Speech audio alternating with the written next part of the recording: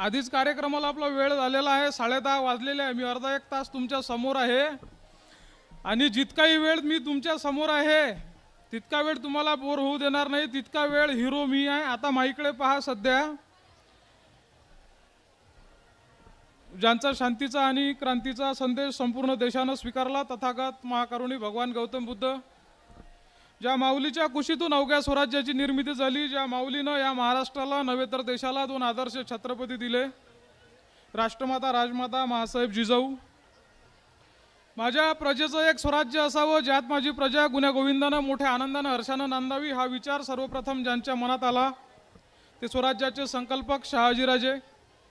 शहाजीराजांचं स्वप्न सत्यात उतरवताना ज्यांनी 18 पगड जातीचं, 12 बलुतेदारांचं, 18 आलुतेदारांचं, रयतेचं, सर्वसामान्य शेतकऱ्यांचं स्वराज्य निर्माण केलं, ते स्वराज्याचे संस्थापक, रयत कैवारी, कुळवळी भूषण, बहुजन प्रतिपालक छत्रपती शिवाजी महाराज. छत्रपती शिवरायांच्या मृत्यूनंतर सलग 9 वर्ष या महाराष्ट्रात औरंगजेबाला खेळवला, तुळवला आणि लोळवला असा ज्यांचा दैदिप्यमान इतिहास आपण वाचतो. वाचताना अंगावर शहारे येतात. ते स्वराज्याचे रक्षक, युवकांचे प्रेरणास्थान, स्वराज्याचे धाकले जणी छत्रपती संभाजी महाराज. आम्हा घरी धन शब्दांचीच रत्ने, शब्दांचीच शस्त्रे यत्ने करू, शब्दची आमच्या जीवाचे जीवन, शब्द वाटू जन धन लोका, तुका म्हणे पहा शब्दची हा देव, शब्दची गौरव पूजा करू. अशा शब्दात शब्दांचं तात्विक महत्त्व ज्यांनी पटवून दिलं ते छत्रपती शिवाजी महाराजांचे आध्यात्मिक गुरु जगद्गुरु तुकोबार आहे. मैं शब्द की खैरात हूँ, सब शब्द मेरे पास है, मुर्दे जगादू शब्द से होता अशुभ का रास है म्हणत ज्यांनी परत एकदा शब्दाच्या माध्यमातून मुर्दे जागे करण्याची ताकद आपल्यात आहे असं आपल्याला सांगितलं. ज्यांच्या भूमीत आपण या ठिकाणी आहोत, ज्यांच्या जयंतीचा म्हणजे ग्राम जयंतीचा महोत्सव या ठिकाणी होऊ घातलेला आहे, ते वंदनीय राष्ट्रसंत श्री तुकडोजी महाराज. वेश असावा बावळा, परी अंगी असाव्यात नाना कळा. दिवसभर गावातील गल्लीपोळातील घाण साफ करून रात्री कीर्तनाच्या माध्यमातून लोकांच्या मनातील घाण साफ करण्याचं काम, जे महान काम ज्या संतानं केलं. शाळेचा उंबरडा कधी ओलांडला नाही, मात्र माझ्या अमरावतीसारख्या विद्यापीठाला ज्या महामानवाचं नाव देण्यात येतं, वैराग्यमूर्ती गाडगे बाबा, आणि तुम्हा आम्हाला माणूस म्हणून जगण्याचा अधिकार ज्यांनी बहाल केला, भारतीय घटनेचे शिल्पकार ज्यांची आज जयंती आहे, डॉक्टर बाबासाहेब आंबेडकर, आणि या भारताच्या स्वातंत्र्य लढ्यासाठी आपल्या प्राणाची आहुती देणाऱ्या तमाम महामानवांना, क्रांतिकारकांना मी तुमच्या सगळ्यांच्या जोरदार टाळ्यांच्या गजरात विनम्र अभिवादन करतो. टाळ्या वाजवा. टाळ्या वाजवल्या पाहिजे. भेलकर साहेब आहे ना, तुम्ही जाऊ नका, आज तुमचा आधार पाहिजे. भेलकर दादा आणि आम्ही वर्गमित्र बाहेर जे तिकडे आहे. मी आता आल्यानंतर भेलकर दादाला विचारलं, म्हटलं तुमच्या गावची लोकसंख्या किती? ते म्हणे 15,000. आणि त्याचं खरोखर बरं होतं, त्यानं मला अतिशय योग्य सांगितलं होतं की 15,000 लोक तुमच्या गावात आहे आणि 15,000 लोक कार्यक्रमाला हजर आहे. हे खरोखर आनंदाची गोष्ट. आणि तिथपर्यंत ते पटांगण पूर्णच्या पूर्ण भरलेलं आहे का नाही हे पाहासाठी तुम्ही तिकडे पाहिलं म्हणजे तुमचा माझ्यावर विश्वास नाही. बरं, मी राजकारणी नाही, त्याच्यामुळं तुम्ही माझ्यावर विश्वास ठेवू शकता. आणि हे बारके बारके पोरं या ठिकाणी बसेल आहे. मग त्यानं चांगला कल्ला केला विवगळे दादा. तर हे जे बारके पोरं असते की नाही, तुकडोजी महाराज जे आपल्या ग्रामगीतेत म्हणते, आजचे सांज सांज बाळा, उद्याचे तरुण कार्यकर्ते होतील, देशाचे पांग फेडतील उत्तम उत्तम गुणांनी. आमच्या गावात उत्तम वराडे नावाचे एक मामा होते. आमच्या देमापुरी मॅडम आहे तुमच्या मोजरीच्याच, त्या उत्तम उत्तम गुणांनी म्हणे आम्ही उत्तम उत्तम वराडेंनी म्हणत जाऊ, कारण ते उत्तम वराडे मामा आमच्या आवडीचे होते. तर हे बारके पोरं असे असतात. हे काकडे सर आहे, गजाननजी काकडे सर, इथं सालोऱ्याला शिकवतात. मी काकडे सरच्या शाळेत गेलो. काकडे सरच्या शाळेत गेल्यानंतर मला उभं केलं. मी भाषणासाठी उभा झालो, कविता मनासाठी, गजला मनासाठी उभा झालो. बारके पोरं समोर बसेल होते. मागं भिंत होती, भिंतीवर फोटो होता. एक फोटो समोरून उभं झालं दादा. ते म्हणे भिंतीवर फोटो आहे म्हणे, सर टांगेल. अरे म्हणा रे, शाळा वय, शाळेची भिंत वय, भिंतीवर फोटो असते? नाही म्हणे सर, त्याच्यात काही विशेष आहे म्हणे. सर म्हणे काकडे सर, अरे म्हणे सर विशेष त्याच्यात नाही आहे, पण म्हणे भिंतीवरच्या फोटोवर चिमणी बसेल आहे ना म्हणे. अरे म्हणे राजा, फोटोवर चिमणी बसत असते, त्याच्यात काय विशेष? सर म्हणे विशेष त्याच्यात नाही, पण चिमणीनं त्याच्यात खोपा केला आहे ना म्हणे. अरे म्हणे राजा शाळा वय, शाळेच्या भिंतीवर फोटो असते, फोटोवर चिमणी बसत असते, त्याच्या मागं खोपा करत असते, त्याच्यात काय विशेष. सर म्हणे विशेष त्याच्यात नाही, पण चिमणीनं त्याच्यात अंडा दिला आहे ना म्हणे. अरे म्हणे बा चिमणी वय खोपा करत असते, अंडा देत असते, त्याच्यात काय विशेष. सर म्हणे चिमणीनं अंडा दिलं याच्यात विशेषच आहे म्हणे, नाही तर तुम्ही देऊन पहा म्हणे. म्हणजे आता आपलं गेशिंग जरासं जमून राहिलं. म्हणजे विषय काय असते का तुमचा आमचा कार्यक्रम रेंजमध्ये आला पाहिजे. जब नोकिया और एयरटेल हो एक साथ तो गर्व से बोलिए, अतूट बंधन अतूट नेटवर्क. रेंजमध्ये आला पाहिजे काम, त्याच्याशिवाय जमत नाही. आणि हे पुट्टे असे इच्छक असतात, आणि मग हे मोठे झाल्यावर सुधारतात काय. मोठे झाल्यावर यांचा इच्छकपणा याच्यापेक्षा वाढते. आम्ही एका वर्गात होतो, भेलकर दादा आणि मी. भेलकर दादा आधी गेले होते, सरनं सगळाच्या सगळा वर्ग उभा करेल होता, सबन पोट्टे उभे होते, भेलकर दादा बसेल होते फक्त.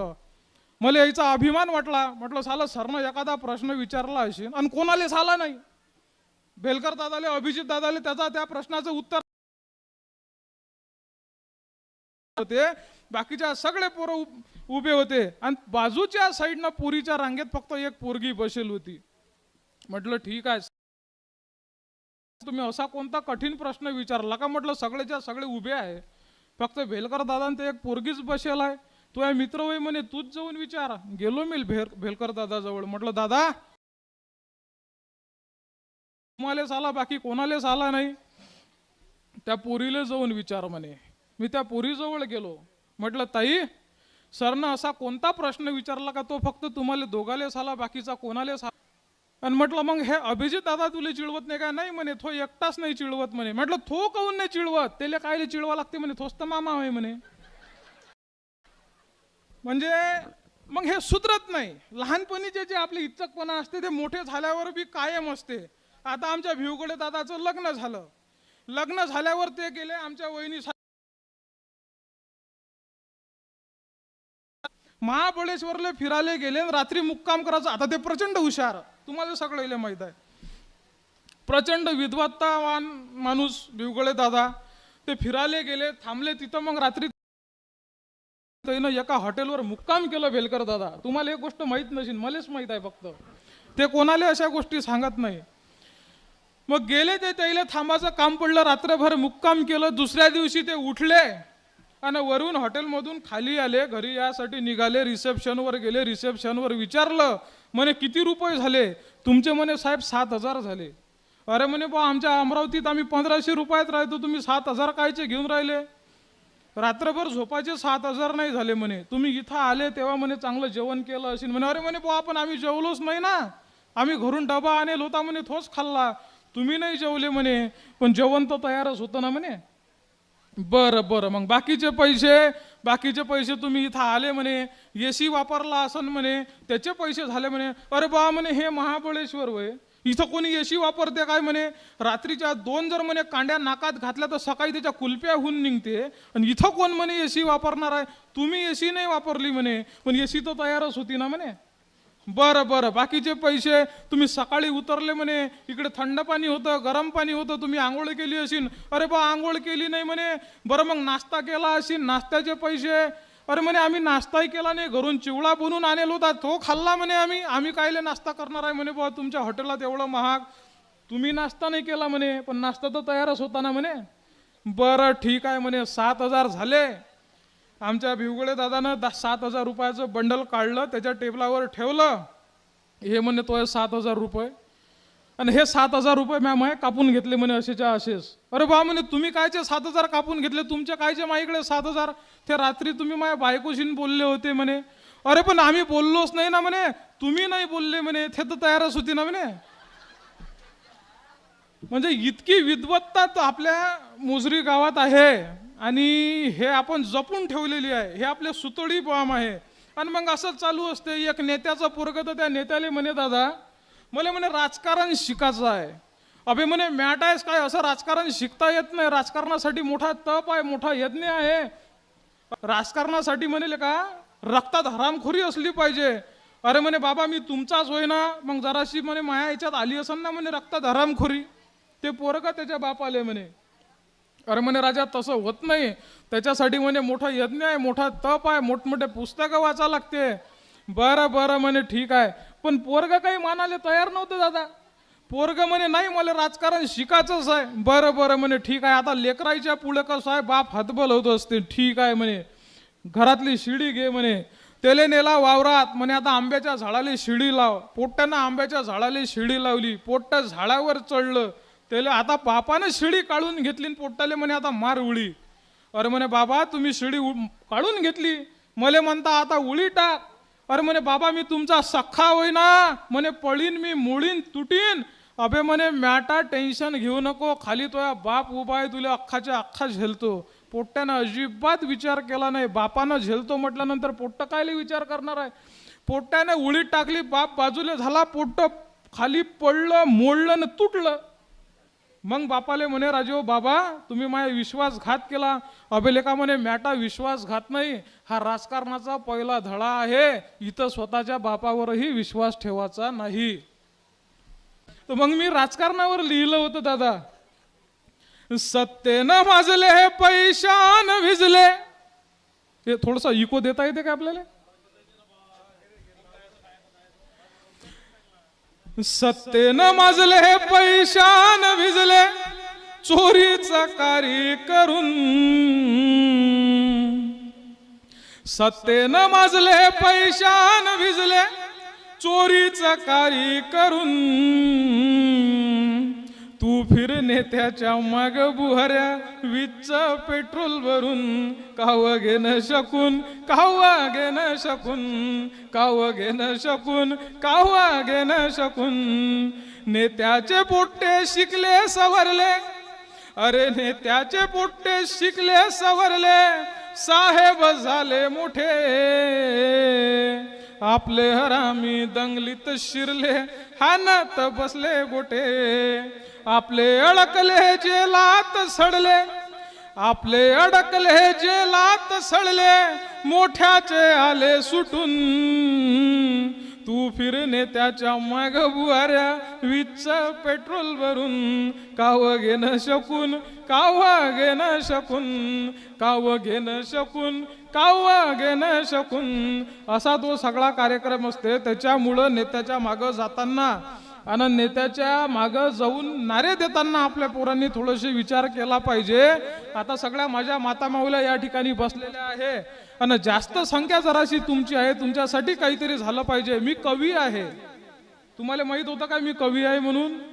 त्या बॅनरवर नाव लिहिलं असेल माहीत, त्याच्यावर लिहिलं असेल कवी आहे म्हणून. तुम्ही एका कवीले बोलावलं तर कवीले बोलावणं किती घातक असते हे सांगतो दादा. एक वेळा आम्ही असंच कार्यक्रमाला गेलो, तर तुमच्या गावचा गौरव आहे कांडलकर, तो माझा चांगला मित्र आहे, तोही आमच्यासोबत कवी संमेलनाला येत असते. गेलो आम्ही कवी संमेलनाले आणि आमच्या कविता म्हणणं चालू होत्या. 5000 लोक कार्यक्रमाला बसेल होते. 1 घंटा झाला 2000 लोक राहिले, 2 घंटे झाले 500 लोक राहिले, 2.5 घंटे झाले 4च बसेल होते खाली. त्याच्यात आमच्या याच्यातला एक कवी एवढा तुंबाळ होता का तो 4 लोकांना त्यानं अजून अर्धा घंटा कविता ऐकवल्या. मग आयोजकातला एक जण आला, म्हणे दादा त्याच्या मागा लागू नका, ते 4ही बहिरे आहेत म्हणे. अरे म्हणे बहिरे आहेत तर असू द्या, पण त्याची ऐकायची मानसिकता तो पहा म्हणे किती आहे. अजून त्याला 1 घंटा कविता ऐकवल्या बहिराईले. बरं बरं ठीक आहे म्हणे, लोकाईचा लय अंत पाहिला. मग तिकून गावातले 15 जण असे झोडपे गिळपे घेऊन आले. ते 100 मीटरवर होते तरी आमचा कवी चालूच, ते 50 मीटरवर आले तरी आमचा कवी चालूच.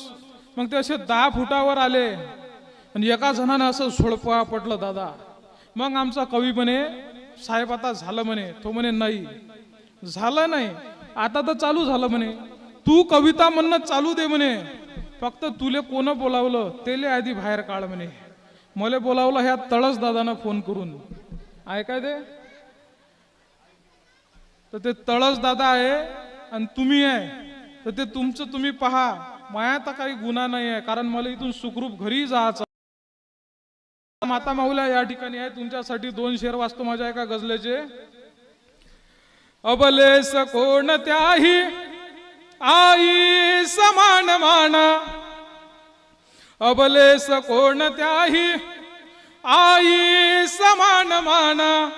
अन शेजारची तरुणी ताई समान माना, शेजारची तरुणी ताई समान माना, दिसताच कोण मुलगी जे वासतात डोळे, दिसताच कोण मुलगी जे वासतात डोळे, त्या सर्व भामट्यांना बाई समान माना, त्या सर्व भामट्यांना बाई समान माना, त्या सर्व भामट्यांना बाई समान माना.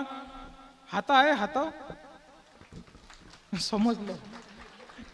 विषय कसा आहे की या आयुष्यातला टाळीचा कोठा याच आयुष्यात संपवा लागते, नाहीतर पुढच्या जन्मात आपल्याला प्रत्येकाच्या दारात जाऊन टाळ्या वाजवण्याची पाळी आपल्यावर येऊ शकते.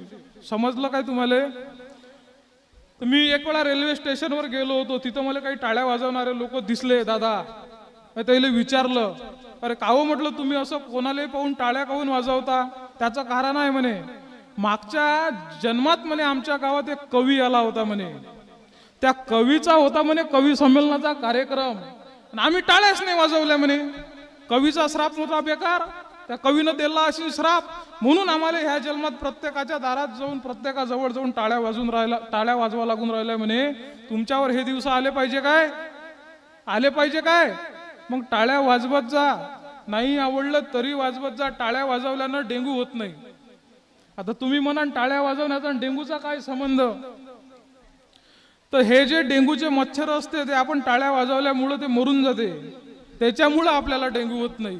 अशा त्या गोष्टी असते. आणि हे बेलकर दादाचं लग्न व्हायचं होतं.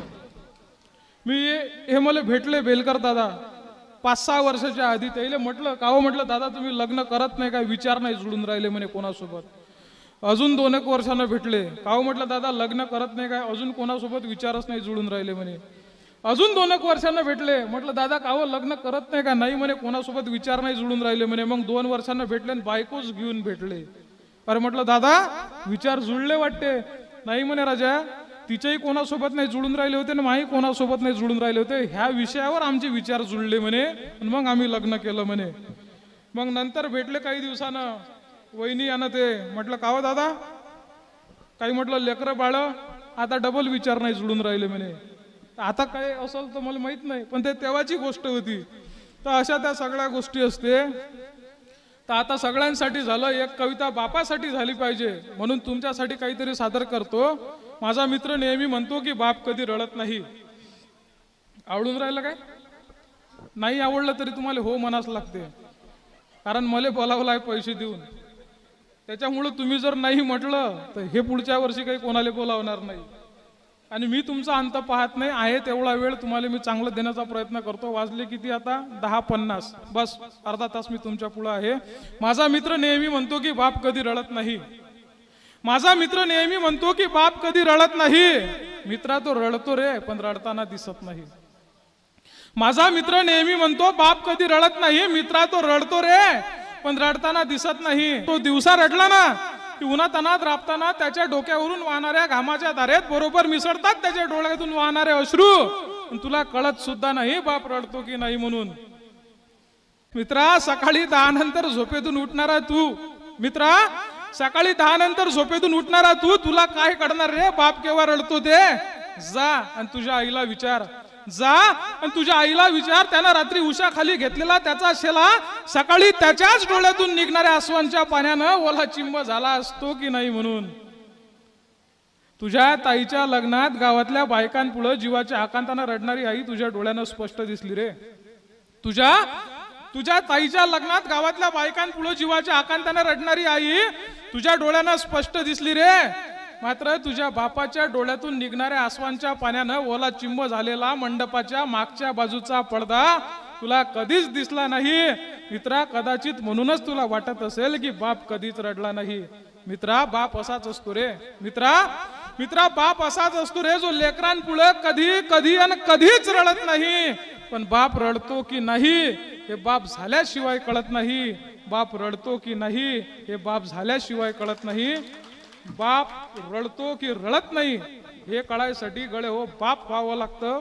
मी अजून झालो नाही, कारण माझं लग्न व्हायचं आहे. बेलकर दादाला माहित असेल भिवगळे दादांना माहीत असेल, जे इथं बाप झालेले आहे त्या सगळ्यांना माहीत असेल, गावाकडे आई जेव्हा चुली पुढे बसायची, गावातली परिस्थिती सांगतो काय असते गावात आणि शहरात दादा काय मिसिंग आहे. गावाकडे आई जेव्हा चुली पुढे बसायची तिच्या हातची भाकर सुद्धा पूर्णावानी लागायची. गावाकडे आई जेव्हा चुली पुढे बसायची तिच्या हातची भाकर सुद्धा पूर्णावानी लागायची. पण उन्हातानात बाप जेव्हा ढोरावानी राबायचा, पण उन्हातानात बाप जेव्हा ढोरावानी राबायचा तेव्हा कुठं घरामध्ये चूल आमच्या पेटायची.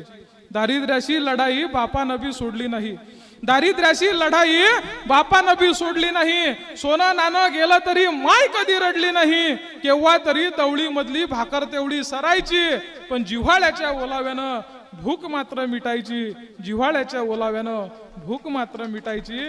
असा हा सगळा प्रसंग असतो. आणि गावात काय आहे दादा आणि शहरात काय मिसिंग आहे. गाव फार सुंदर असते, आपण सगळे वट्यावर बसतो, वट्यावरच्या गोष्टी असते, चर्चा असते. शहरात वटे नाही, शहरात झाड नाही, त्या झाडाच्या भोवताल चौथारा नाही. गावामंदल्या मातीले म्या पत्तर लिवल, गावामंदल्या मातीले म्या पत्तर लिवल. धड आणल शहरात मन गावात ठिवल, धड आणल शहरात मन गावात ठिवल.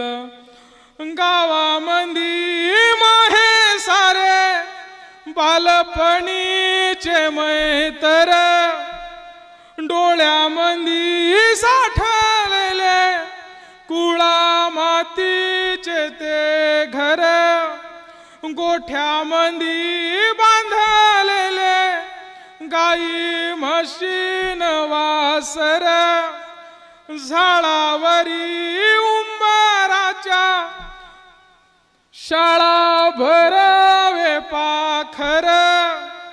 एक नाग मुळी वाट जिथ प्रेयसीच घर, तिथ काढून माह्याल म्या काळीज ठिवल. धड आणल शहरात मन गावात ठिवल, धड आणल शहरात मन गावात ठिवल, मन गावात ठिवल. असं गावाचं महात्म्य असते गळे हो. आणि गाव फार सुंदर असते. गावात या सगळ्या गोष्टी असतात, गावात जिव्हाळा असते, गावात आपुलकी असते. शहरात या गोष्टी भेटत नाही, शहरात या गोष्टी घडत नाही. आता येता येता बांबल सर आहे, बांबल सर माहित आहे का, बांबल सरले ओळखत असाल सगळे. बांबल सरच्या घरी गेलो, बांबल सरच्या घरी बसलो, गोष्टी चालू होत्या आमच्या मोठमोठ्या जोरजोरात, इंटरनॅशनल गोष्टी चालू होत्या. रुपया पडला, मोदी साहेबांना असा निर्णय घ्यायला पाहिजे होता, राहुल गांधीनं असं करायला पाहिजे होतं. आमच्या चर्चा चालू होत्या. घरातून वहिनीचा आवाज आला, म्हणे ओ बांबल सर गेलेच नाही म्हणे, आम्ही भेट नाही. बायको असा प्रकार आहे म्हणे, बायकोले मी अजिबात भेट नाही. सरच्या गोष्टी चालूच. परत आवाज आला, म्हणे ओ बांबल सर गेलेच नाही. परत आवाज आला, म्हणे ओ. आता बांबल सरले वाटलं आता भूकंप होण्याची शक्यता आहे. मग बांबल सर गेले. म्हणे काय म्हणतो, एवढा मोठा कवी तो सुयोग बसला आहे, तो म्हणे मॅट आहे, भाषणात सांगते म्हणे, मग तो असं काही केलं तर. मग बांबल सर गेले. म्हणे लग्न झाल्यावर होतं, वंदनीय राष्ट्रसंत तुकडोजी महाराजांच्या नगरीत मी आहो. आणि मी जेव्हा महाराष्ट्रभर कार्यक्रम करतो दादा, खोटं बोलत नाही, कारण मी राजकीय माणूस नाही, मी नेता नाही. मला जेव्हा गावाचं नाव विचारते, मी गावाचं नाव सांगतो भारवाडी. पण मग भारवाडी या गावाला काही कोणी ओळखत नाही, कुठं आहे. मोजरी का मोजरीचा मी होय, मोजरीपाशी माझ्या लहानसं गाव आहे भारवाडी नावाचं, पण मी मोजरीला राहतो असं सांगा लागते. आणि मग लोक म्हणतात तुम्ही मोजरीला राहता म्हणून तुमच्या बोलण्यातून आम्हाला एवढं सगळं ऐकायला भेटते, म्हणून तुमचे विचार एवढे प्रगल्भ आहे. हे आपल्या मोजरीचं मोठंपण आहे. आणि मोजरीचं नाव घेतल्यावर जर तुम्ही टाळ्या वाजवत नसाल मग आणखी काय. खरं तर मी काय म्हणतो, आता मी एक नवीन क्लास चालू करायला पाहिजे दादा, की टाळ्या कशा वाजवाव्या. जर आपल्या गावात जर एखादा वक्ता आला, एखादा कवी आला, तर त्याच्यासाठी टाळ्या वाजवल्या पाहिजे. आणि राष्ट्रसंत तुकडोजी महाराजांनी एक भैरवी लिहिली, जे मला प्रचंड आवडते दादा. राजा सजी महाली सौख्य कुणा मिळाली, ती सर्व प्राप्त झाली या झोपडीत माझ्या. हे वंदनीय राष्ट्रसंत तुकडोजी महाराजांनी भैरवी लिहिली. आणि मग झोपडी कशी असते, झोपडी कशी असायला पाहिजे, झोपडी कशी होती. आपले पूर्वज म्हणजे आपले आजोबा वगैरे, आपले वडील झोपडीत राहायचे, त्यांनी झोपडीत राहून दिवस काढले. आता आपल्यावर समजा झोपडी वगैरेत राहायचे दिवस नाही, त्याच्यामुळं आपण काही झोपडी वगैरेत राहत नाही. आपले विटा मातीचे, सिमेंटचे, टिनाच्या पत्र्याचे आपले चांगले घरं आहेत. पण ज्या लोकांनी झोपडीत दिवस काढले, जे लोक झोपडीत राहिले, थोडीशी पाण्याची व्यवस्था आहे का?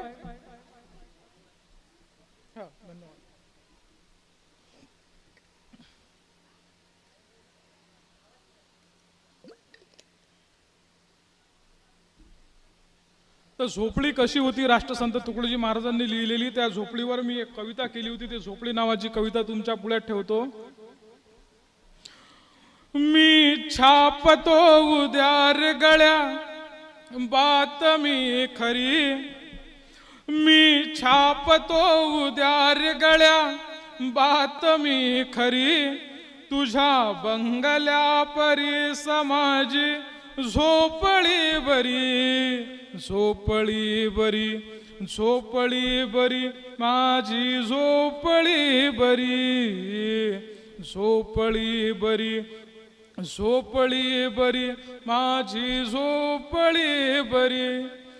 तुझ्या बंगल्यात मावते का चार पाहुणे, मला पाहुण्या विना हे घर वाटते सुने. शहरात आपलं भलं मोठं घर असते, पण दादा चार पाहुणे जर शहरातल्या घरात आले की नाही, तर तिथं मावत नाही. चार पाहुणे जर शहरातल्या म्हणजे सगळे शहरातले लोक तसे असतात असं माझं म्हणणं नाही. उद्या जर ह्या व्हिडिओ कुठं गेला, तर शहरात कार्यक्रमाला गेलो तर ठोकतीन लोक, असं व्हायला नको. पण जे असे असतात त्यांच्यासाठी सांगतो दादा, शहरात जर आपण गेलो, चार लोक एखाद्याच्या घरी मुक्कामी राहायचं काम पडलं, तर त्याची बायको अशी घरातून येते आणि त्याला सांगते माणसाले घरच्या, आता आपण दुपारी चांगलं जेवलो म्हणते, आता काही भूक नाही, आता आपण खिचडीच लावू. पाहुणाही खिचडीवर ना घरचेही खिचडीवर. पण आपल्या खेड्यात तसं नसते. आपल्या घरी 4 काय 40 पाहुणे येऊ द्या, आपण कुळाच्या घरात जरी राहत असलो ना, आपण रोज सतरंजीवर जरी झोपत असलो, तरी त्या पाहुण्याला गादीवर कसं झोपवायचं हे खेड्यात कुळाच्या घरात राहणाऱ्या आपल्या आईले बरोबर समजते दादा. आपण रोज चटणी भाकर जरी जेवत असलो, तरी आपल्या घरी आलेल्या पाहुण्याला पुरणाची पोळी करून कशी खाऊ घालायची हे खेड्यात आमच्या कुळाच्या घरात राहणाऱ्या आमच्या मायले बरोबर समजते. हा शहरातला आणि खेड्यातला फरक आहे. हा शहरातला आणि खेड्यातला अंतर आहे. हे अंतर, हा तफावत थांबलं पाहिजे. माणूस शहरातला असो की खेड्यातला, सगळ्यांचं रक्त लाल आहे, सगळे हाडा मासाचे लोक आहे. मग पाहुणा त्याच्या घरी येणारा काय, तुझ्या घरी येणारा काय? पाहुण्याचं आदरातिथ्य झालं पाहिजे, पण ते करतच नाही. आणि पाहुणे किती मुजोर तुम्हाला सांगतो. पाहुणे शहरात ज्याचं भलं मोठं घर आहे की नाही, त्याच्या घरी जात नाही. जो गावात झोपडीत राहते त्याच्या घरी पाहुणे जाते. आता त्याचा काय जीव घेतं काय? झोपडीतल्याच्या घरी नाही म्हणते, त्याला मान सन्मान आहे, तो आपला मान सन्मान करते. मग मान सन्मान करतो तर अरे त्याचे जेवाचे वांदे आहे, त्याच्याच घरी जाशील काय? तो शहरातला लय पैसे कमावते ना, तो नोकरीवर आहे ना, नाही म्हणते तो आमचा मान सन्मान करत नाही, त्याच्या घरी जात नाही. जाते कोणाच्या घरी? गावात झोपडीत राहणाऱ्या माणसाच्या घरी. कारण तिथं काय आहे? आदर सत्कार आहे, सन्मान आहे. तुम्ही श्रीमंताच्या घरी जा, त्याचे पोट्टे असते. तुम्ही जर त्याच्या घरी गेले ना, त्याचं पोट्ट मागा लागते, मामा माझ्यासाठी रिमोटची गाडी आणजो. मला तुम्ही त्याच्या हाती 10ची नोट ठेवा, ते तुम्हाला 100ची मागते. तुम्ही गरीबाच्या घरी जा, त्याच्या पोट्ट्याच्या हातात तुम्ही 20ची नोट ठेवा, त्याचं पोट्ट असं कुचमते, घ्याव का नाही, घ्याव का नाही, घ्याव का नाही. त्याला माहित आहे पाहुणे गेल्यावर माय झोडते, नाही तर मग बाप झोडते. तर हे झाला संस्काराचा भाग. हा संस्कार तुम्हाला खेड्यात भेटते. मग झोपडी ऐकवतो. तुझ्या बंगल्यात मावते का चार पाहुणे, मला पाहुण्या विना हे घर वाटते सुने.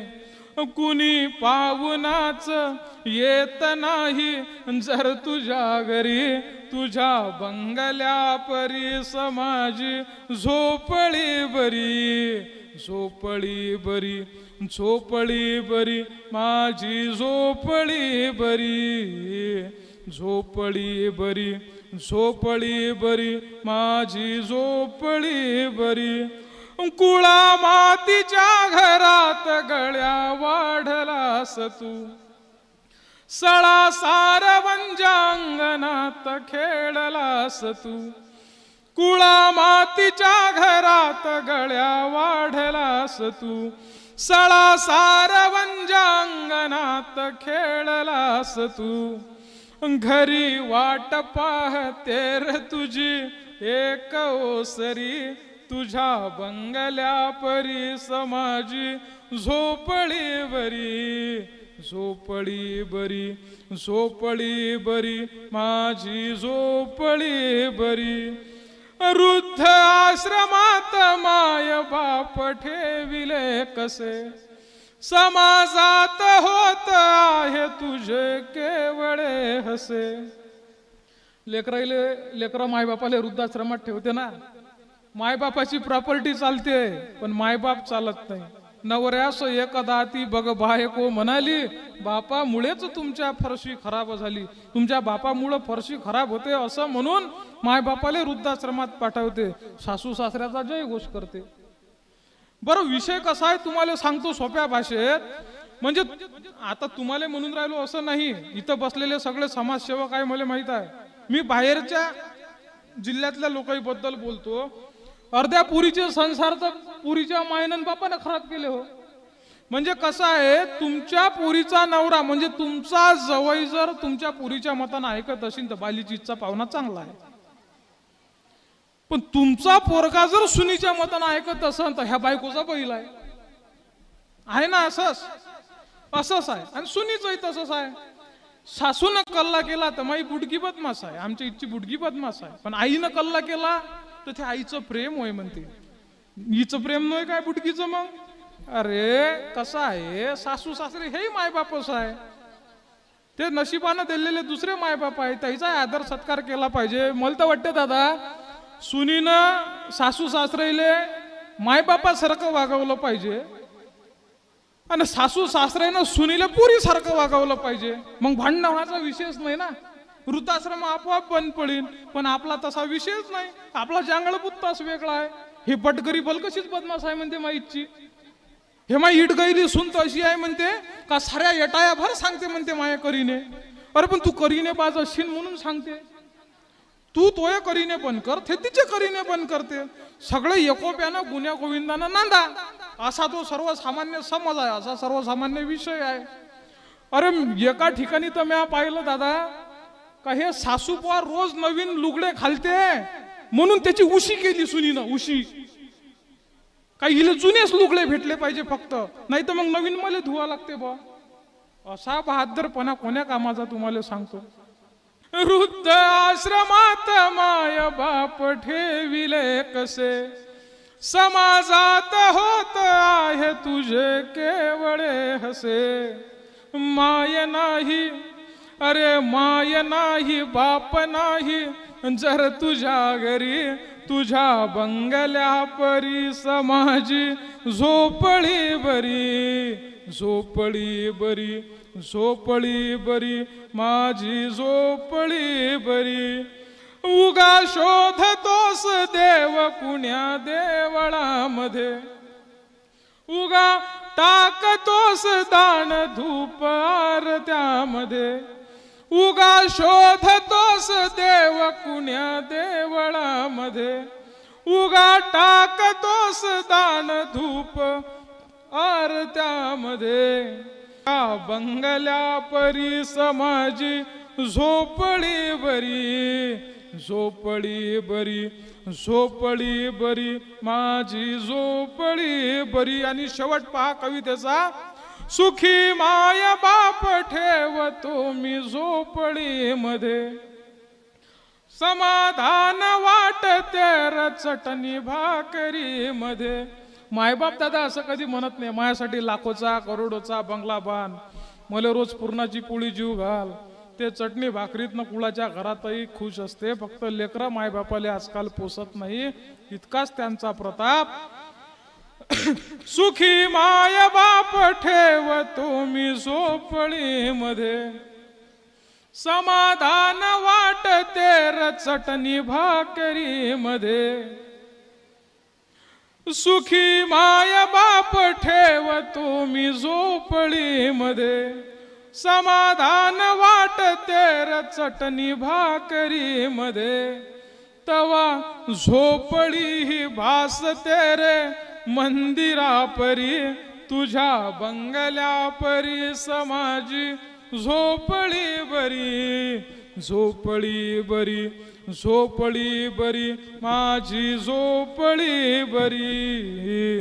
झोपडी बरी, झोपडी बरी, माझी झोपडी बरी.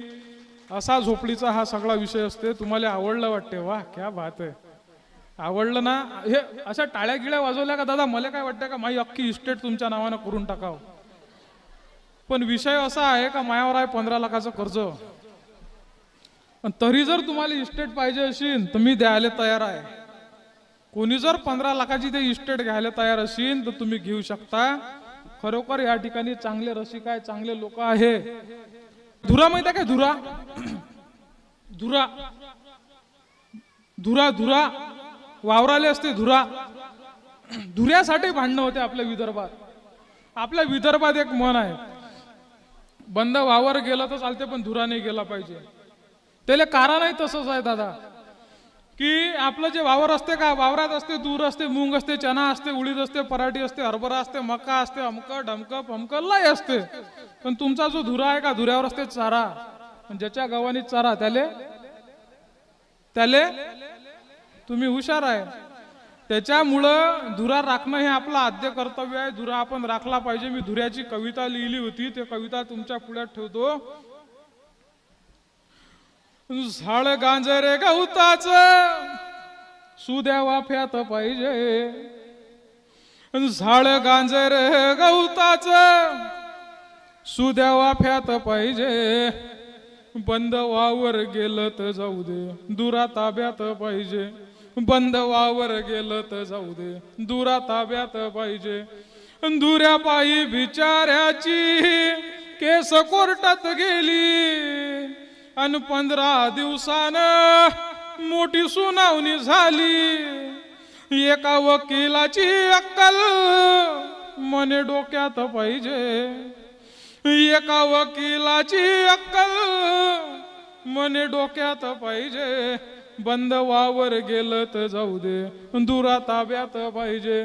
बंद वावर गेलं तर जाऊ दे, दुरा ताब्यात पाहिजे. धुऱ्यासाठीचे भांडण भावा भावात होते. धुऱ्याचे भांडण पहा कोणासाठी होते? 2 भाऊ आहेत. बिवगळे दादा, 2 भाऊ आहेत धुऱ्याचे भांडण. मग ज्या एका माईच्या पोटातून ह्या दोघांना जन्म घेतला असन, आणि ते दोघं जर धुऱ्यासाठी भांडत, अख्ख्या घराची फाळणी. एक घर याच्या नावानं, एक घर याच्या नावानं, खाली प्लॉट याच्या नावानं, कोठा त्याच्या नावानं, खालचं वावर याच्या नावानं, आखर त्याच्या नावानं, वरचं वावर याच्या नावानं, खालचं वावर याच्या नावानं. अख्ख्या इस्टेटीची वाटणी, माय बापाची वाटणी. बाप याच्या घरी, माय याच्या घरी, मंदातल्याच्या घरी बहिणीचं लग्न. मग उरला धुरा. मग इथे कायच्यावर? धुऱ्यावर. अर्धा धुरा मले, अर्धा धुरा तुले. अबे त्याच्यावर मुरमुरे पिकत नाही, त्याच्यावर फक्त गवत. आणि भांडणं धुऱ्यासाठी. बरं हे तर ठीक आहे, भांडणं इथपर्यंत नाही राहत ना.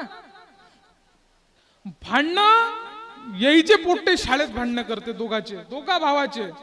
याची कबड्डीची टीम वेगळी, त्याची कबड्डीची टीम वेगळी. बरं भांडणं इथंच थांबते काय? नाही. भांडणं येता येते. याच्या बायकोचा बचत गट वेगळा, त्याच्या बायकोचा बचत गट वेगळा. बरं इथंच थांबत नाही. मग इथे ग्रामपंचायतची निवडणूक. ग्रामपंचायतची निवडणूक आली का एक भाऊ दुसऱ्या पार्टीनं, एक भाऊ दुसऱ्या पार्टीनं. एवढा सत्यानाश कायच्यामुळं? धुऱ्यामुळं. धुऱ्यासाठी भांडणं कोणाचे? भावा भावाचे. धुऱ्यासाठीचे भांडण भावा भावात होते. एक विषय चर्चेले साऱ्या गावात होते, सारे शेजार पाजारी आपल्या डावात होते, भावा भावात भांडण कोणी लावून देते, तू या पराठीचा तास त्याच्या तासात पाहिजे, तू या पराठीचा तास त्याच्या तासात पाहिजे, बंद वावर गेलं तर जाऊ दे दुरा ताब्यात पाहिजे, बंद वावर गेलं तर जाऊ दे दुरा ताब्यात पाहिजे, असा या सगळा धुऱ्याचा विषय असते. आता मी पूर्ण कविता घेत नाही, कारण वाजले किती 11-15 मिनिटात आटवायचं ना, फार जास्त वेळ काय आता.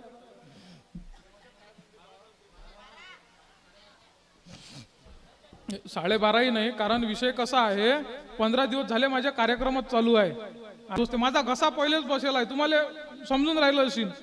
घशाचा फार सत्यानाश होईल आहे, म्हणजे शब्द निघत नाही, पण कसं तरी ते कंठसुधारक वटी वगैरे हे ते खाऊन मी इथंसाठी तयार झालो. नाही तर मी 3 तास तर सोडत नाही.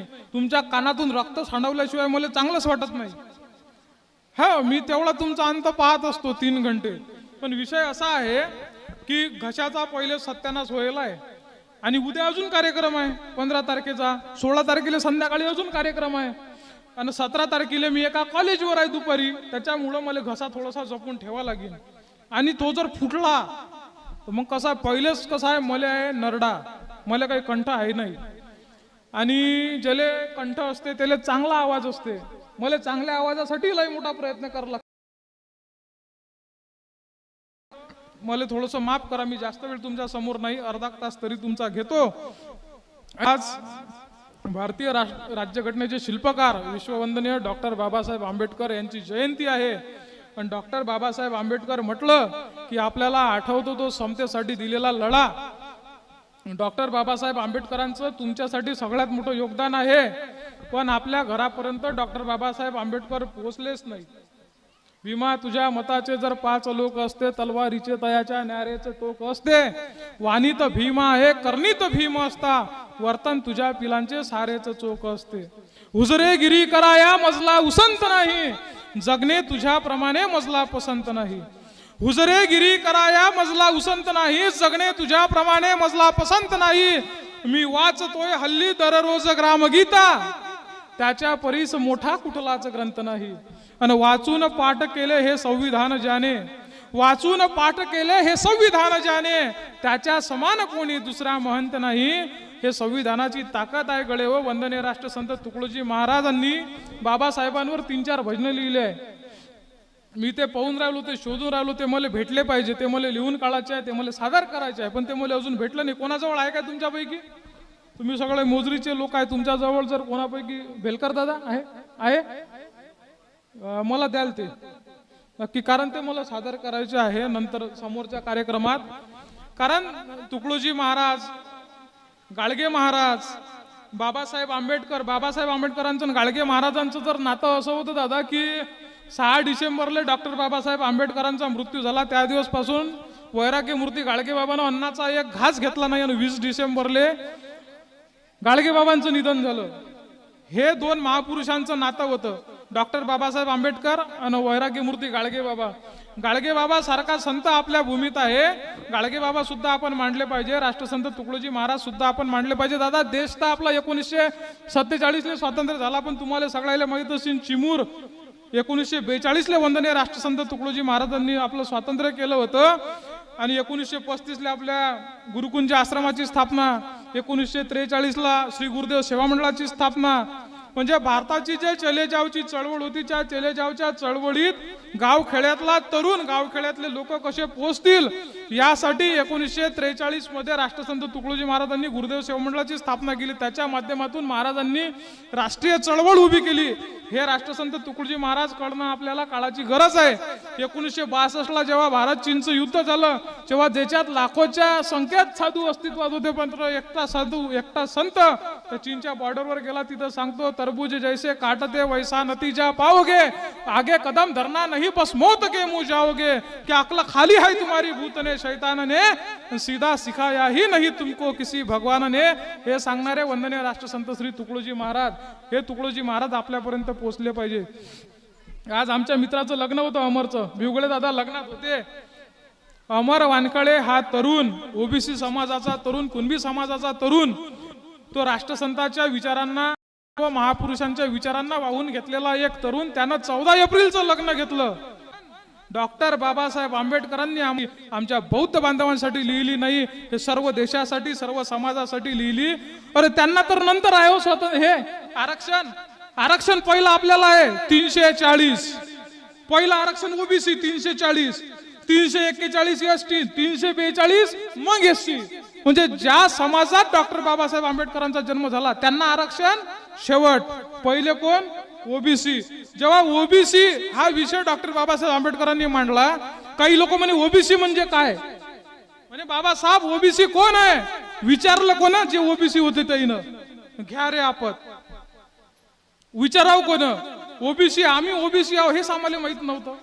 अदर बॅकवर्ड क्लासेस, इतर, आपण इतर मागासवर्गीय, आपण इतर आहो हे आपल्याला माहित नाही. इतर बिलकुल सोडलेले, वाऱ्यावर सोडलेले ते आपण.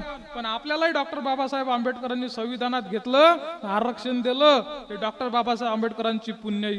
तुम्हाला आता तुम्ही जर नोकरीवर असाल, प्रसूतीच्या ज्या रजा भेटते, एखादी स्त्री प्रेग्नेंट असताना तिला प्रसूतीच्या ज्या रजा भेटते, हे डॉक्टर बाबासाहेब आंबेडकरांची देणगी आहे दादा. अरे एखाद्या पुरीचं लग्न झालं, तिचा नवरा का बदमाश निघाला, तिले जर काळी मूळ दिला, तिले जर 2 लेकरं असले तर तिनं तिचं त्या पोराईचं पोट कसं भरायचं, हा सर्वात मोठा प्रश्न आमच्या समाजापुढे होता. पण तुम्हाला नवऱ्याच्या संपत्तीत हिस्सा टाकण्याचा, पोटगी मिळवण्याचा जो अधिकार आहे, तोही डॉक्टर बाबासाहेब आंबेडकरांना दिला. मग डॉक्टर बाबासाहेब आंबेडकर तुमची आई का नाही? जोरदार टाळ्या झाल्या पाहिजे. हे डॉक्टर बाबासाहेब आंबेडकर आम्हाला कोण सांगाल? हाच वारसा राष्ट्रसंत तुकडोजी महाराजांनी पुढे नेला. तुकडोजी महाराजांनी सुद्धा महिलांसाठी महिलोन्नती नावाचं डायरेक्ट एक हे अध्यायच लिहिला. वाचला काय तुम्ही? अरे आपल्या गावात राष्ट्रसंत तुकडोजी महाराज आहे, आपण तुकडोजी महाराज वाचले पाहिजे. किती जणांच्या घरी सामुदायिक प्रार्थना होते सांगा बरं, इमानदारीनं सांगा. प्रत्येकाच्या घरी सामुदायिक प्रार्थना झाली पाहिजे का नाही झाली पाहिजे? किमान आपल्या तालुक्यात, आपल्या जिल्ह्यात तरी झाली पाहिजे. अरे कसं आहे, बाकीचं तर आपण पारायण वगैरे हे ते सगळ्या गोष्टी करतोस, करा, आपला विरोध नाही, केलाच पाहिजे. तुमचा आस्थेचा विषय आहे, आपला धर्म आपल्याला सांगतो की तुम्ही पारायण केले पाहिजे तर करा. पण ज्या वैचारिक गोष्टी आहे, आपल्या साधू संतांनी, आपल्या महामानवांनी आपल्याला ज्या वैचारिक वारसा दिला, तो सुद्धा चालवणं काळाची गरज आहे. तो सुद्धा आपण चालवला पाहिजे. जैशी मुलांची संघटित सेना, तैशी मुलींची असावी संघटना. आपल्या सुखदुःखांच्या भावना मांडाव्या सभा संमेलनी.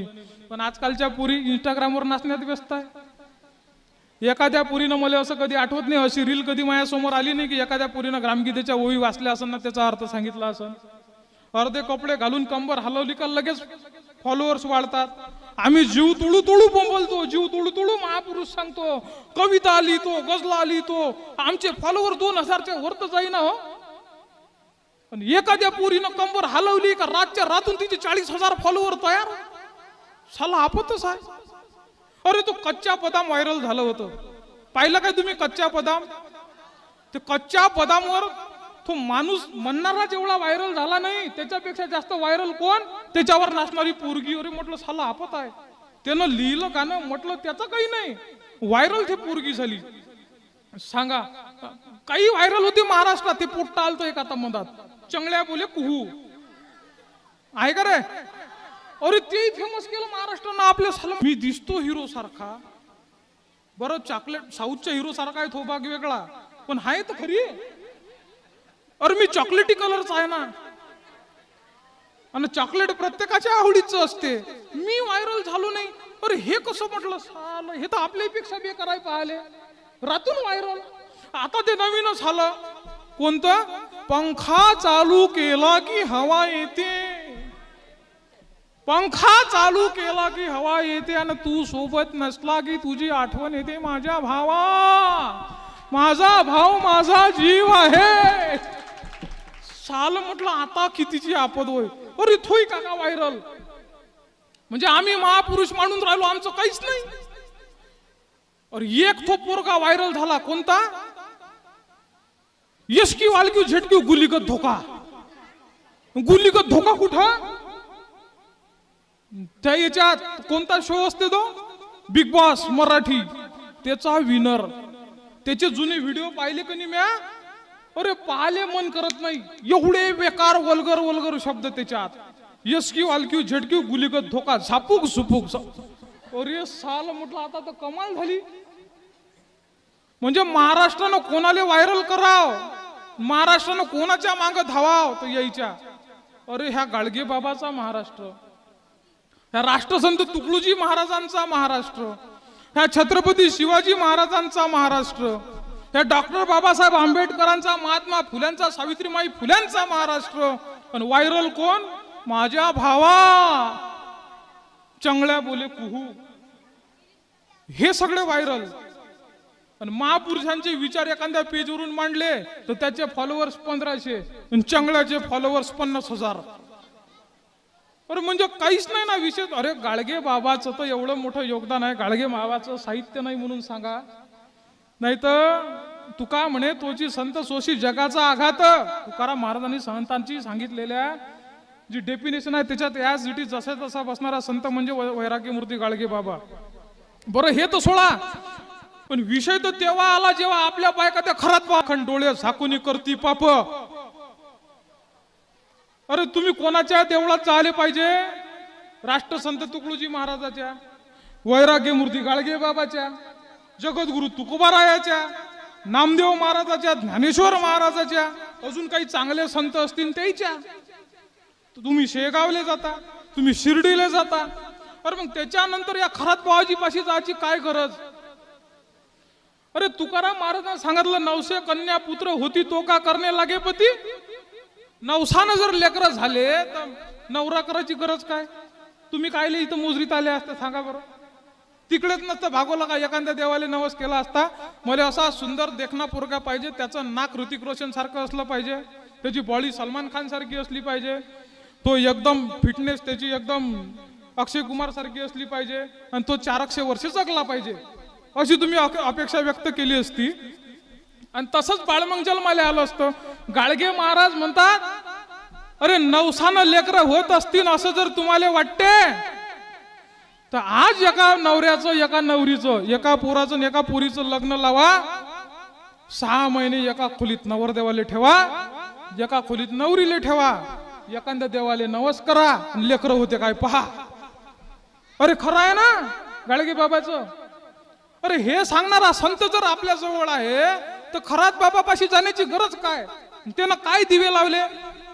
मला तर वाटत नाही का इथं बसलेला एखाद्याने त्याचा व्हिडिओ पाहिला नशीन म्हणून. अख्खेनं डोळे शेकेलाय, सारेनं व्हिडिओ पाहिलाय. अरे ह्या तर एकच सापडला, असे किती असतील महाराष्ट्रात? ह्या फक्त एकटा खरात सापडला, असे किती खरात बाबाजी असतील महाराष्ट्रात? आणि चालत त्याच्यावर बोललो का आमच्या इंस्टाग्रामचे अकाउंट हॅक करते. आता कमाल झाली म्हटलं. म्हणजे त्याला करायची लाज नाही, आम्हाला बोलायची कायची लाज आहे? आम्हाला म्हणते त्याच्यावर बोलले तर तुमचे अकाउंट बंद करीन इंस्टाग्रामचे आणि फेसबुकचे. त्यानं केलं ते चालते, आम्ही बोललो तर चालत नाही. म्हणजे केवढीची उपाद आहे. अरे हे थांबलं पाहिजे. गाडगे बाबा आपण अभ्यासले पाहिजे, तुकडोजी महाराज आपण अभ्यासले पाहिजे. तुकडोजी महाराजांनी सांगितलं की मुस्लिम म्हणून मारावा, ख्रिश्चन म्हणून हाकुनी द्यावा, आपला पापी ही छातीशी धरावा. हा नवे अर्थ धर्माचा. म्हणजे एखादा मुस्लिम आहे म्हणून त्याला मारा, एखादा ख्रिश्चन आहे म्हणून त्याला हाकलून द्या, आणि आपला साला किती काही हरामखोर असला तर त्याचे सगळे गुन्हे माफ करा. हा धर्माचा अर्थ नाही, असं वंदनीय राष्ट्रसंत तुकडोजी महाराज आपल्याला सांगतात. अरे इंटरकास्ट मॅरेज जे आपण आता स्वीकारत नाही, तुकडोजी महाराजांनी इंटरकास्ट मॅरेजला 1952 मध्ये मान्यता दिली. दोघे प्राणी उपवर असती, विभिन्न जाती लग्न करू म्हणती, आणि विचार करता त्याची संमती अवश्य द्यावी, पण विचार करता. नाही तर मग कसं आहे, पोरगी MSc पोट्ट ट्रॅक्टरवर ड्रायव्हर, असं नाही जमणार. पोरगी ग्रॅज्युएट आणि पोरग्याचा पांठेला, असं नाही जमणार. तुम्ही तुमची पात्रता काय आहे त्याप्रमाणे तुम्ही प्रेम केलं पाहिजे, असं सुद्धा ते म्हणतात. या सगळ्या गोष्टी आहे. मी मगाशी अमरच्या लग्नाचा उल्लेख केला. तुकडोजी महाराज सुद्धा म्हणतात, प्रसन्न हवा पाणी ऋतू तोची विवाहाचा मुहूर्तू. बाकीचे झंझट फालतू समजतो आम्ही. ज्या दिवशी हवा ऊन पाऊस चांगला आहे, ज्या दिवशी तू सगळ्याला सुट्टी आहे. मग आज तर डॉक्टर बाबासाहेब आंबेडकरांची जयंती होती, याच्यासाठी लग्नाचा कोणता चांगला मुहूर्त असायला पाहिजे. केलं आमच्या मित्रांना त्या दिवशी लग्न, डॉक्टर बाबासाहेब आंबेडकरांच्या जयंतीच्या दिवशी. कमावलं त्यानं सगळं काही, जे काही कमावायचं आहे. नाही तर मग आम्ही व्याख्यानातून लय महापुरुष सांगतो, याईनं असं केलं, त्याईनं तसं केलं, त्याईनं तसं केलं. प्रत्यक्षात जेव्हा आम्हाला अंगीकार करायची गरज पडते, आम्ही काहीच करत नाही. आम्ही स्वतः अंगीकारतच नाही. म्हणजे महापुरुष सांगायचे, महापुरुष जन्माला आला पाहिजे, पण शेजारच्या घरात, आपल्या घरात नाही. आपल्या घरात काऊन नाही? तर पहिले जिजाऊ आपल्या घरात जन्माला आली पाहिजे, त्याच्यानंतर शिवाजी महाराज आपल्या घरात जन्माला येईल, असा विषय असते.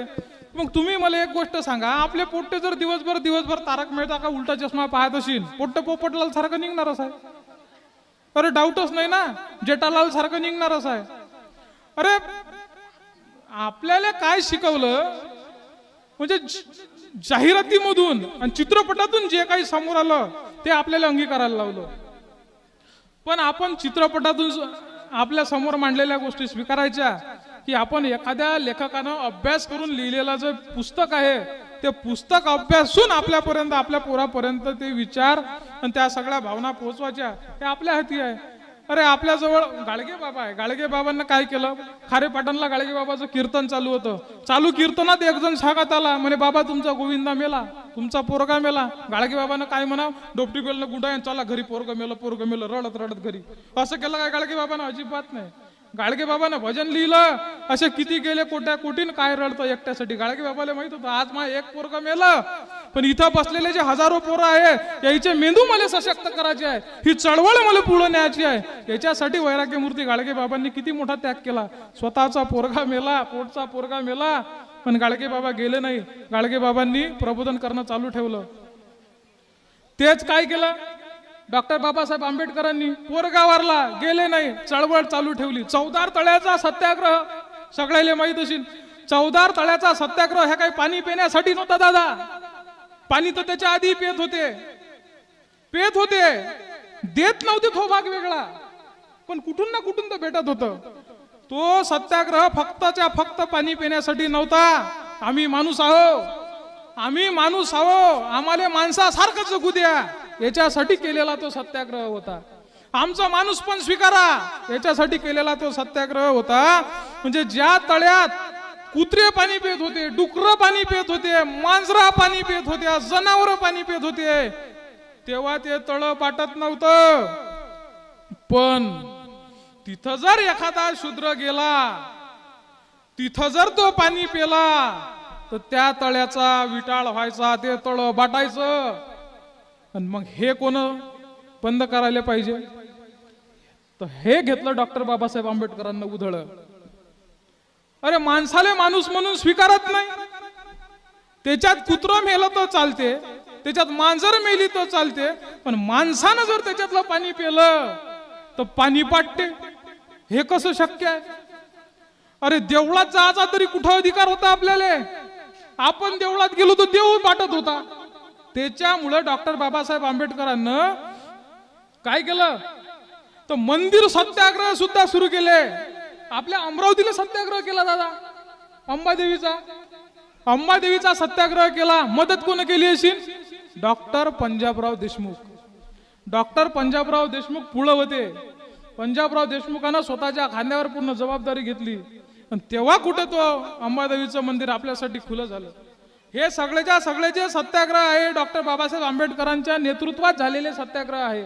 मग आज कुठेतरी डॉक्टर बाबासाहेब आंबेडकर आपल्याला कळणं काळाची गरज आहे, आणि हे महापुरुष आपल्याला समजले पाहिजे. मला आधीच सांगितलं होतं की म्हणे तुमचा जो कार्यक्रम आहे तो तर कराच, पण तुम्ही डॉक्टर बाबासाहेब आंबेडकर मांडा, तुम्ही वैराग्य मूर्ती गाडगे महाराज मांडा, तुम्ही तुकडोजी महाराज मांडा. मला वाटते माझं काम मी चोखपणे पार पाडत आहे की नाही? बरं वाटून राहिलं ना? गाडगेनगरले कोण कोण आहे इथं शिकायला? अमरावतीला कोण कोण आहे शिकायला इथं? अमरावतीला तुमच्या गावातले लेकरं तर असेल. तिथं पलाश लाईन आहे दादा. पलाश लाईन कोणाकोणाला माहित आहे? पलाश लाईन पाहिली आहे का तुम्ही? पलाश लाईन म्हणजे जिथं सगळ्याची लाईन लागते अशी लाईन म्हणजे पलाश लाईन सोप्या भाषेत. म्हणजे हे स्वर्ग नरक रंभा उर्वशी मेनका हे तर सगळ्या भ्रामक कल्पना आहे. तुम्हाला जर जिवंतपणे स्वर्ग पाहायचा असेल, रंभा मेनका उर्वशी ह्या पाहायच्या असेल, संध्याकाळी 6 नंतर तिथं या, उघड्या डोळ्यानं पाहून घ्या. आणि पलाश लाईन कुठं आहे माहित आहे काय? गाडगे बाबाच्या मंदिराच्या बिलकुल शेजारी. लेकरांना गाडगे बाबा अंगीकारायला पाहिजे का हे धंदे अंगीकारायला पाहिजे? रायनं गाडगे नगरले महत्व पलाश लाईनले. साल म्हटलं आता घ्या ठोकून. अरे एक तर आपत्तीच झाली लाईन. म्हणजे विषय काय झाला की फेब्रुवारीचा महिना, फेब्रुवारीच्या महिन्यात काय असते? Valentine day. व्हॅलेंटाईन म्हणजे 7 तारखेला तीर्थस्थापना, 14 तारखेला महाप्रसाद. आणि बरोबर माझा एक मित्र आहे राजेश तायळे, तो दर्यापूरला MPSCचे क्लासेस घेते. ते आले तायळे सर, मला म्हणे चाल आपण कॉपी घेऊ. गेलो कॉपी घ्यायसाठी, गेलो आणि कॉपी घ्यायला चाललोच काय तितक्यात एक पोट्टिकीनी दादा तिथं अशी लोयन घेऊन राहिली होती. साला म्हटलं हिले कोणता रोग झाला म्हणाव, ह्या कोणता रोग म्हणाव नेमका? ते पोट्टी अशी भर चौकात तिथं लोयन घेऊन राहिली होती. आता आपण विदर्भातले लोक, आपण फुकटचा सिनेमा कधीच सोडत नाही. गेलो एका जणाला विचारलं, म्हटलं दादा काय होईल आहे हो? मीच तर आता आलो म्हणे, मला काही माहित नाही. पलटून दुसऱ्या ठिकाणून गेलो, त्याला म्हटलं दादा नेमकं होईल काय आहे? काहीच नाही म्हणे. आता आहे म्हणे व्हॅलेंटाईन डे आणि आजचा आहे म्हणे टेडी डे.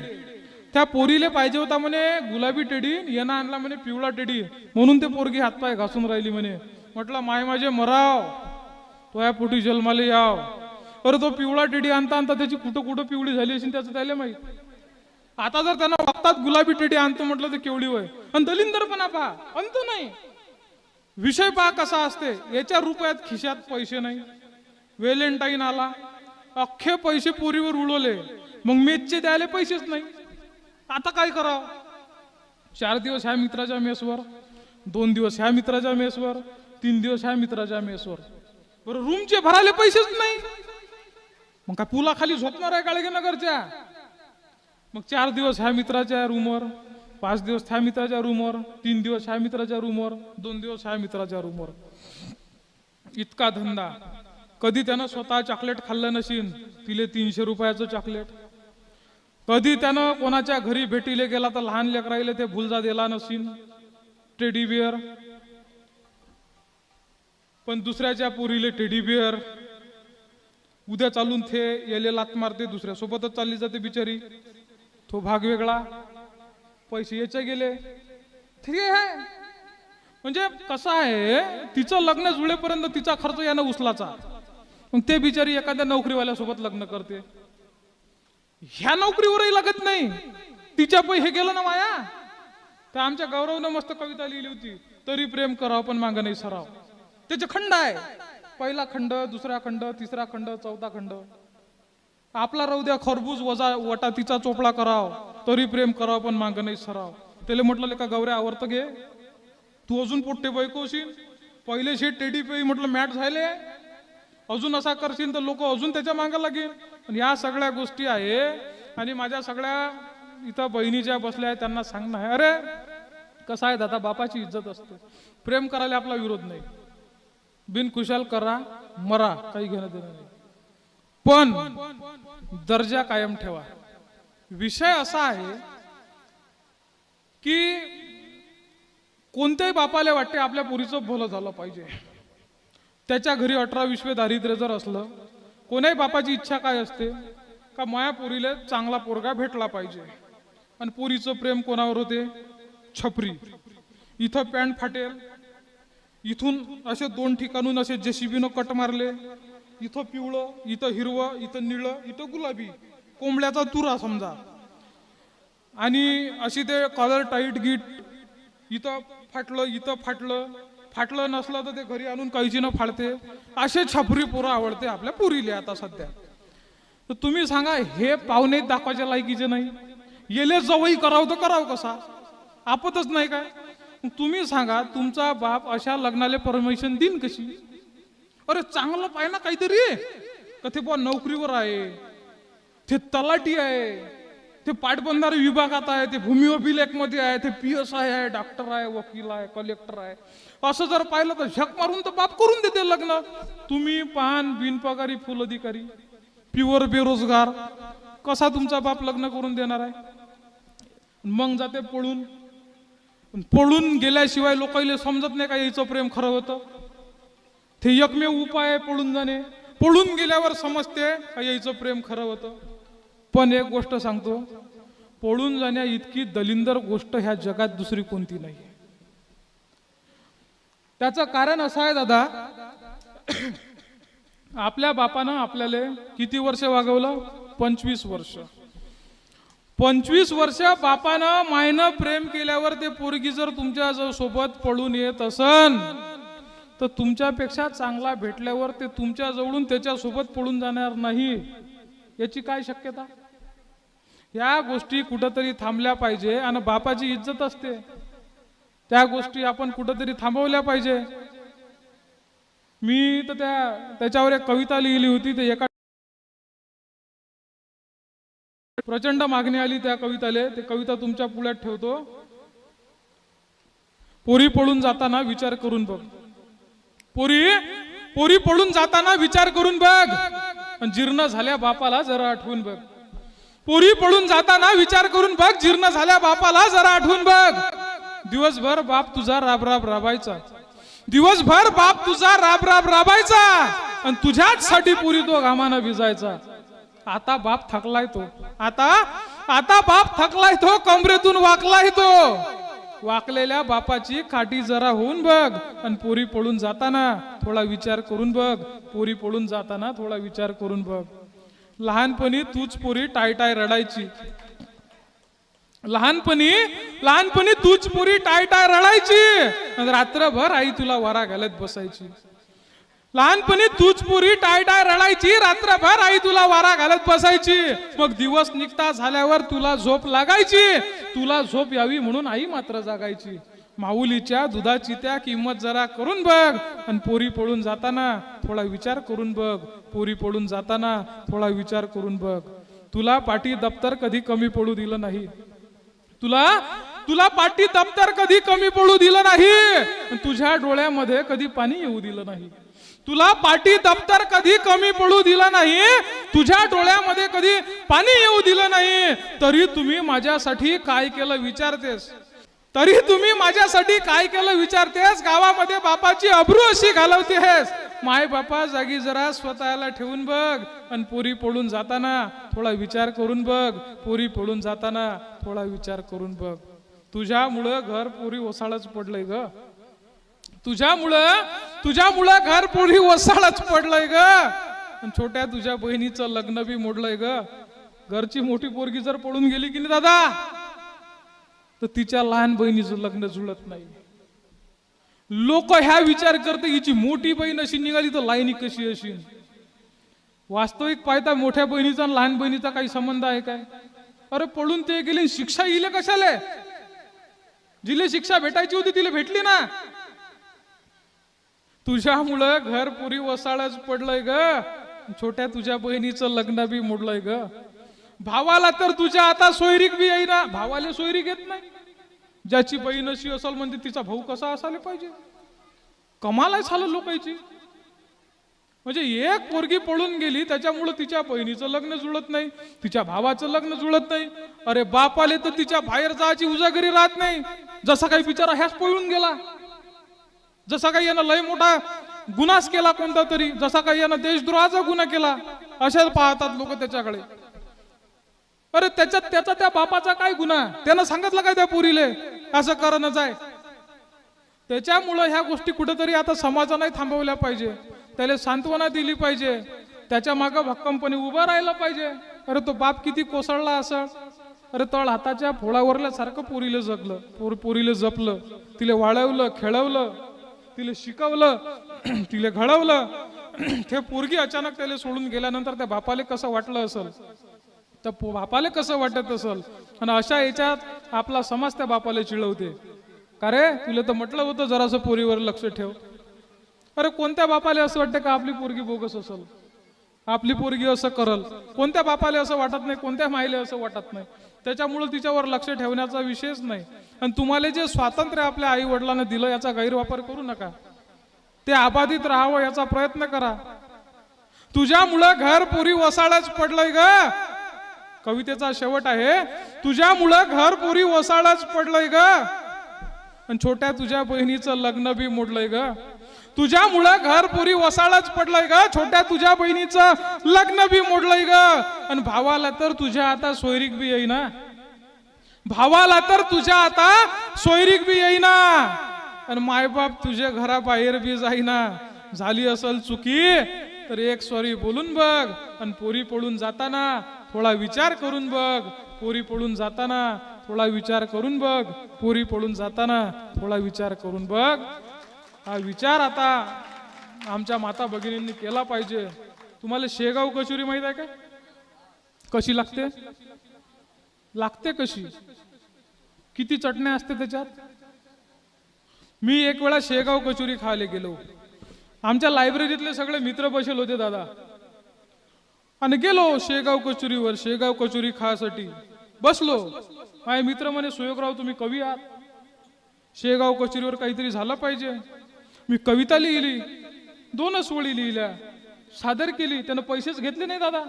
तो म्हणे आता मी हे बिलकुल म्हणे बॅनर बनवून आणतो, इथं लावतो म्हणे शेगाव कचोरीच्या दुकानात. आणि मग मी ते कविता म्हटली थोडीशी हाशी मजाकसाठी, फार जास्त काही नाही. एवढा वेळ तुम्हाला जो डोस दिला प्रबोधनाचा, कुठेतरी विरंगुळा सुद्धा झाला पाहिजे, त्याच्यासाठी या सगळ्या गोष्टी असते. मला गाळगे नगरला तू भेट दुपारी. नीट ऐका बरं का. मला गाळगे नगरला तू भेट दुपारी. तुला चारतो सखे, तुला चारतो सखे शेगाव कचोरी. तुला चारतो सखे शेगाव कचोरी.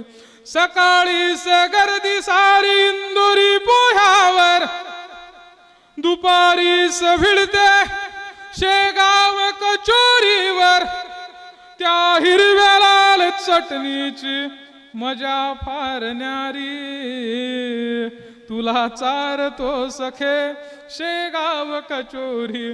तुला चारतो सखे शेगाव कचोरी. मी अशी शेगाव कचोरीवर कविता लिहिली होती. त्यानं ते लावली नाही. लावतो म्हणे तो, आणि पैसे घेतले नाही त्या दिवसचे. आता मी जेव्हा केव्हा तिथून गेलो, त्या दुकानासमोरून मला बऱ्याच वेळा जायचं असते. तिथून गेलो का तो आवाज देते, दादा ऐकव ना थोडस. अरे म्हटलं लाव ना ते तिथं, नाही तर तुझ्या जो टीव्ही आहे, माझ्या रेकॉर्डिंग असते म्हटलं, युट्यूबवर व्हिडिओ आहे, ते काढ त्याच्यातला लावत जाय तिथं. नाही म्हणे दादा तुमच्या तोंडून ऐकायची मजाच वेगळी आहे. आणि तिथं असणाऱ्या लोकांसाठी हा विशेष जिव्हाळ्याचा विषय असते.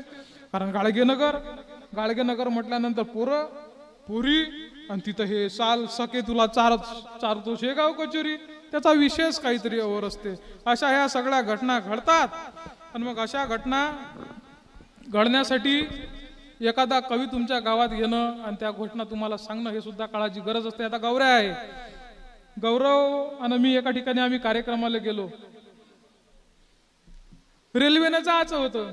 गौऱ्याला अशी सवय आहे की गौऱ्या काय करते, काही रेल्वेनं जायचं असलं का तो खायचं काहीतरी घेते आणि असा खाते. त्याला अशी इचकलय आहे, तो असा समोरच्या लोकांना चिडवते. समोर जे बसले असते की समोरच्या सीटवर त्याला चिडवते. मग आम्ही असंच चाललो होतो अकोल्याले, कवी संमेलन आले. गौरवानं मी समोर या सीटवर बसलो होतो. समोर अमरावतीतून एक बाई बसली आणि तिच्या मांडीवर लहानसं बाळ होतं. गौऱ्यानं काय केलं, एक भेळवाला आला, त्याच्याजवळून भेळ घेतली. एक घास खाईन त्या पोट्टाले म्हणे, बाबू तुले नाही, बाबू तुले नाही. पोट्ट रळाले भिळे सर. बरं अजून थोडस पुढे गेलो, आलू पोंग्यावाला आला. यानं आलू पोंगे घेतले.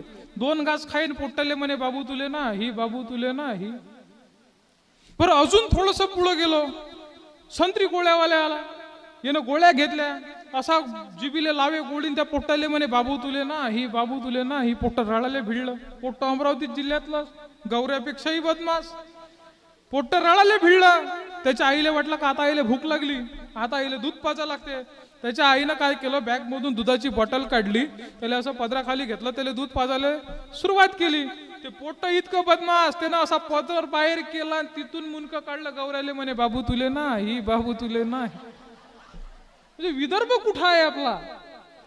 म्हणजे एवढी तर विद्वत्ता आपल्या विदर्भात आहे. मग ह्या तर सांगायचं तात्पर्य इतकंच की गौऱ्या जेवढा इच्छक आहे त्याच्यापेक्षाही इच्छक पोरं आहे. आणि हे नवीन जे झेंजी पिढी आहे हे ते लयच खतरनाक आहे. त्याच्यामुळे याच्यापासून तर आपण याच्यापासून थोडंसं सावधच असलं पाहिजे. एक दिवस तर परत एकदा भिवगडे दादा मला दिसले होते पलाश लाईन मध्ये. अरे म्हटलं साला पलाश लाईन मध्ये तुम्ही कसे काय? आणि दिसले कसे? वहिनीचा हात धरून बिलकुल. साला म्हटलं मी डोक्याला हात लावला. म्हटलं लग्नाला एवढे वर्ष झाले तरी प्रेम अजून कायम? अरे म्हणे राजा प्रेम गिम काही नाही, हात सोडला का दुकानात घुसते म्हणून धरून ठेवा लागते म्हणे. साला आता तापत आहे अशा सगळं. आणि अमरावतीत तर एवढे प्रसंग असतात, एवढ्या घटना घडतात की काय सांगू. मी जिथं राहतो की नाही दादा, मी ज्या घरी राहतो त्या घराच्या मालकाचं एक पोरगा आहे, त्याला एक पोरगी आहे, त्याची बहीण. हे पोट्याले काय आहे, हे पबजी खेळते. हे पोट्ट पबजी खेळते, कानात हेडफोन. एक दिवस हे गेलं संडासले मोबाईल घेऊन. आता नवीनच निघालं पोट्टे संडासात मोबाईल घेऊन जाते पठा. करते काय नाही काय ते त्याला माहित. हे गेलं संडास मध्ये मोबाईल घेऊन, कानात हेडफोन. याच्या बापाला लागली जोऱ्यानं. ह्या दरवाजा वाजवे पोट्ट बाहेर यायला तयारच नाही. आता काय करावं? याचा बाप लाल भडक साला निघाला का तुळवतोस म्हणे. आता आज तर जीवच घेतो म्हणे याचा. मी तिथं मला माहित होतं ना याच्या कानात हेडफोन आहे, पण मी कायले सांगतो. म्हटलं आपल्यावर कायले घ्याव गोटे. याच्या बाबाची गाडी एकदम स्टेशनावर येऊन तयार, पोट्ट बाहेर निघाले तयारच नाही. त्याच्या बहिणीच्या लक्षात आलं का दादाच्या कानात हेडफोन आहे, दादा पबजी खेळून राहिला, दादा ऑनलाईन आहे. त्याच्यामुळे येले काही आवाज चालला नाही. त्याची बहीण हुशार, त्याच्या बहिणीनं मेसेज टाकला, अरे म्हणे दादा बाबाची गाडी स्टेशनावर येलाय, तू लगेच बाहेर ये, नाही तर बाबाची गाडी इथंच निघून जाईल. तेव्हा कुठे ते पोट्टे बाहेर आला आणि त्याचे बाबा स्टेशनावर गेले. म्हणजे इतके ते पोट्टे आपले गुंतलेले आहे सोशल मीडिया आणि ते पबजी. आणि हे बरं झालं ते टिकटॉक पण झालं. तर टिकटॉक वर तर असे छपरी छपरी पोट्टे होते का काय सांगू. अरे म्हणजे निवळस, म्हणजे फार काहीच्या काही. कच्चा बदाम त्याच्यावरच व्हायरल व्हायला आहे. ते सगळे जेवढे चित्रपट आता इंस्टाग्रामला दिसते हे सगळे तिथूनच आलेले आहे. काही कंटेंट क्रिएटर खरोखर चांगले आहे. तो विशाल नावाचा एक पोरगा आहे, विशाल पिसाट. त्याचे कंटेंट खरोखर चांगले असते, खरोखर त्याची स्तुती केली पाहिजे. त्याच्यानंतर रवी किरण कांडलकर नावाचे एक कंटेंट क्रिएटर आहे, आमचे मित्र आहे, ते चांगले ऍक्टर आहे.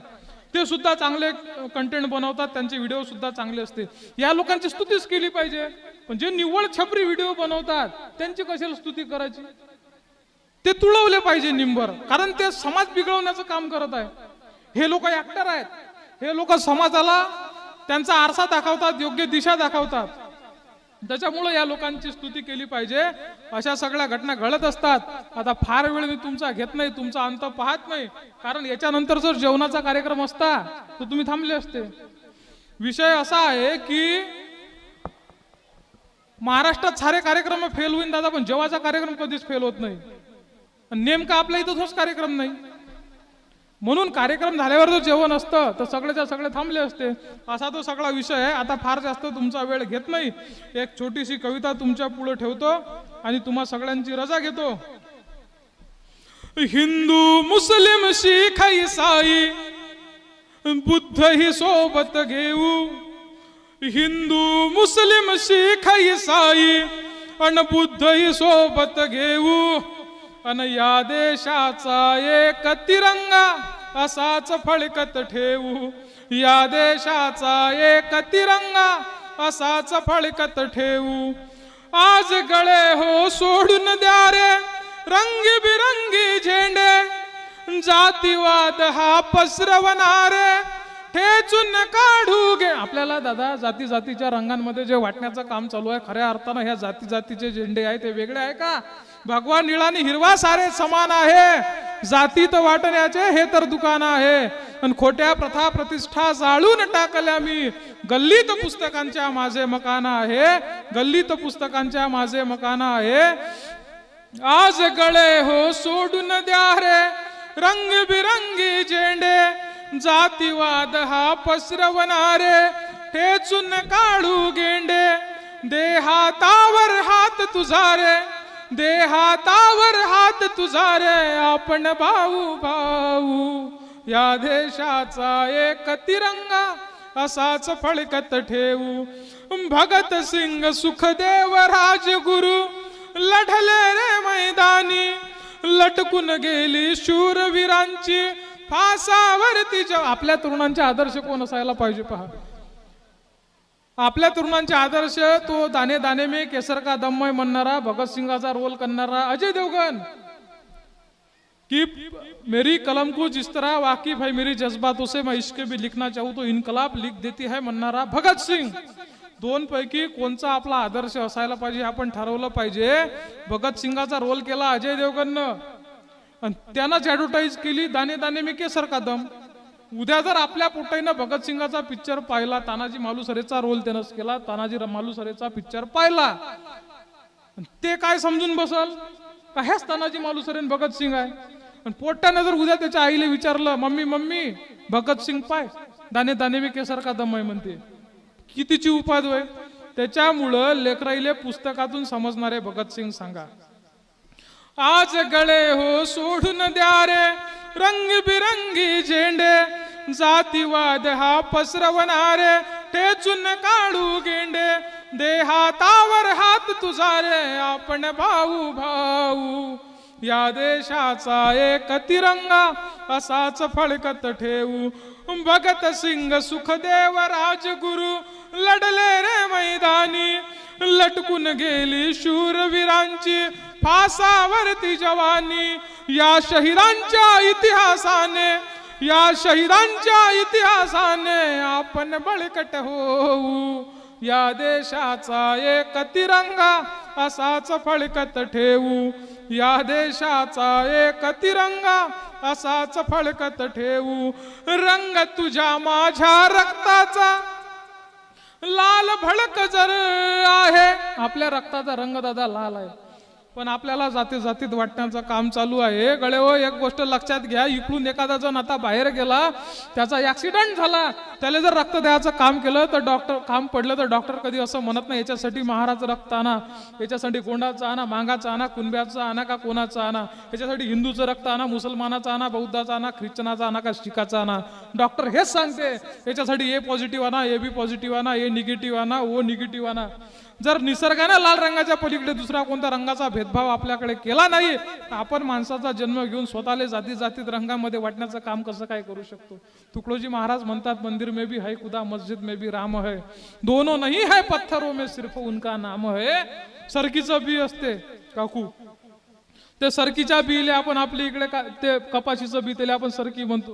ते सरकी आपण जमिनीत पेरतो, ते सरकी आपण जमिनीत पेरतो, त्याच्यापासून रोप तयार होते, रोपाचं झाड होते, झाडाला फुलं येतात, फुलाचा रूपांतर बोंडात होता, बोंडाला कापूस येतो, तो कापूस आपण बाजारपेठेत नेऊन विकतो. सध्या त्या कापसाला भाव नाही, तो भाग वेगळा.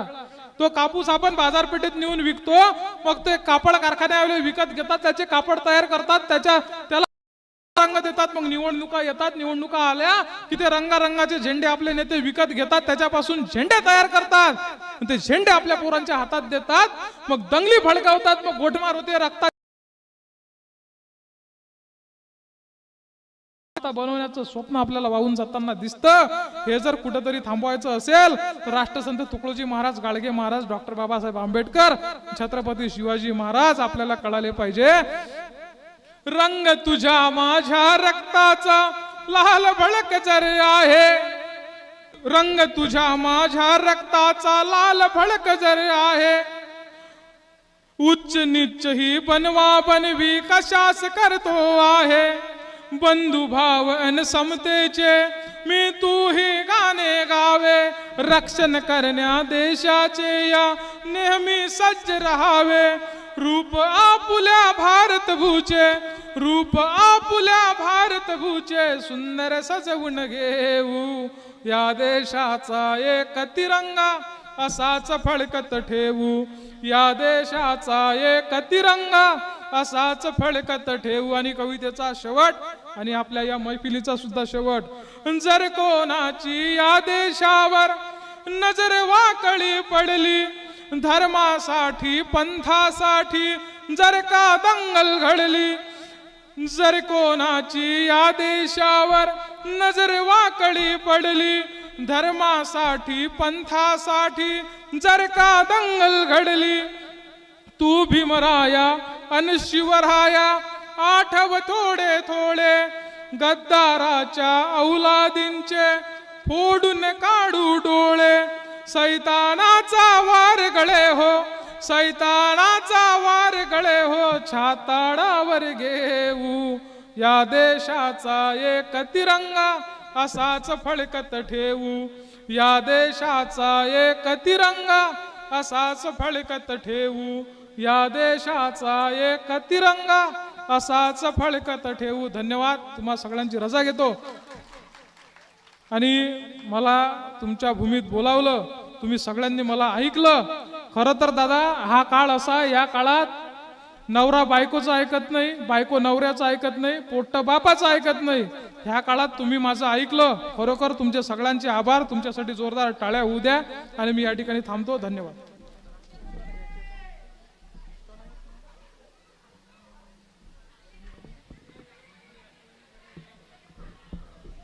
राष्ट्रमान्यासाठी सगळ्यांनी उभे राहा.